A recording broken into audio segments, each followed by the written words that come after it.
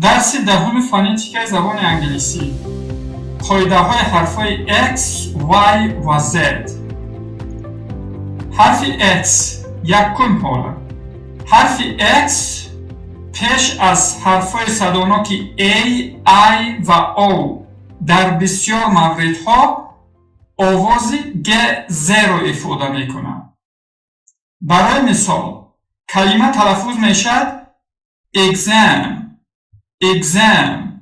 امتحان، exist، موجود بودن، وجود داشتن، example، مثال، برای مثال، exact، دقیق، exotic، egzatiski،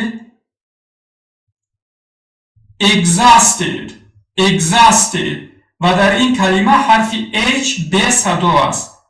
کلمه تلفظ میشد exhausted، مانده، خسته، هلاک. دویم حالت در باقی مانده حالتها حرف X خودش همچون X تلفظ می شود.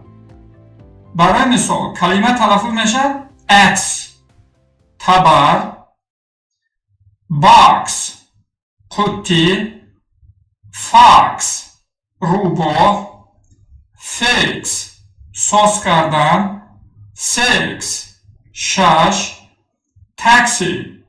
تاکسی. حرف Y در هجای کشوده همچون I تلفظ می شود، در هجای بسته همچون I. و هجای بسته کشوده حرف Y به نهایت کلمه هاش کمند، برای همین چند تا آنها رو در اینجا می بینیم. در هجای کشوده یعنی پس از Y یک حرف همصدا و یک صدا نکوید، در این حالت حرف Y همچون I تلفظ می شود.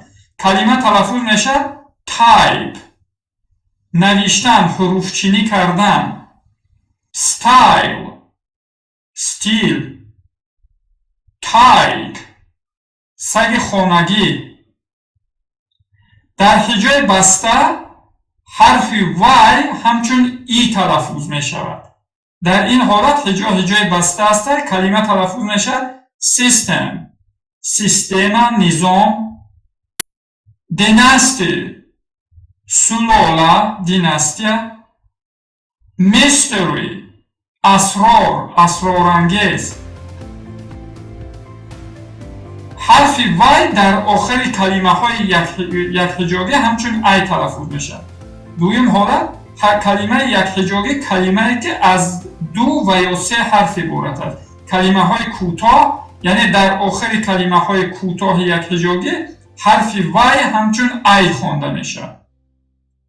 کلمه تلفظ می شود buy، خریدن، fly، پشه، shy، شرمگین، spy، جاسوس، شپیون، sky، آسمان، try، کوشش کردن.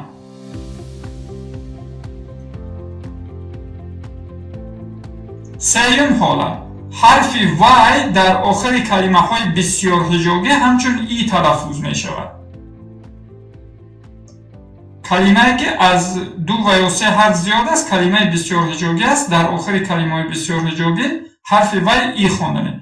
کلمه تلفظ می شود lady، بانو، family، عائله، happy، خوشبخت، خرسند، monkey، میمون، donkey، خر، silly، کودکانه. به معنای ابلهانه هم استفاده میشه. چهارم حالت اگر پس از حرف Y صداناک‌های A, E, I, O آیند، آنگاه این آوازهای یادبرسرهای زبان توجیکی را افاده میکنند. اگر برای مثال پس از حرف Y حرف A آید، آنگاه هر دوی آنها تلفظ میشن یا. اگر پس از حرف وای حرف ای آید تلفظ میشه یه. اگر پس از حرف وای حرف ای آید تلفظ میشه یی. پس از حرف وای حرف او آید تلفظ میشه یا. برای مثال کلمه تلفظ میشه، این حالت ها فقط در اول کلمه ها وجود دارند. کلمه تلفظ میشه یک، گفتنش یک. پس از حرف وای حرف ای برای همین یا تلفظ میشه. کلمه تلفظ میشه یارد، یارد، حفلی. پس از حرف وای حرف ای تلفظ میشه کلمه yes، بله. yellow، زرد. پس از حرف وای ترکیب حرفای ای و ای اومده است. پس از ای حرف ای نیومد تلفظ میشد ای دراز. برای همین حرف وای که در اول است با حرف ای یی تلفظ میشه. کلمه تلفظ میشه ییست، دروش، خمیر تروش.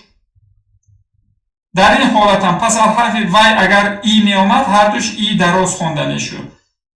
حرف وای با حرف ای یی خونده میشه. کلمه تلفظ میشه yield، yield، حاصل. پس از حرف وای حرف او یا تلفظ میشه یوگا، یوگا. در اینجا پس از حرف یو او یو اومده است. برای این کلمه تلفظ میشه یو، تو یا شما. حرف زد آخران حرف الفبای زبان انگلیسی می باشد. با همین ما قسم فونتیک رو به آخر می رسانیم. حرف زد آواز ز را افاده می کند، قاعده ندارد، در همه جا ز خوانده می شود. کلمه های حرف ز نیز بسیار نیستند. کلمه تلفظ می شود زو، باغ حیوانات، زیرو، نول، لیزی، تنبل، زبرا، گورخه، زون، منطقه، فریز، یخ کردن.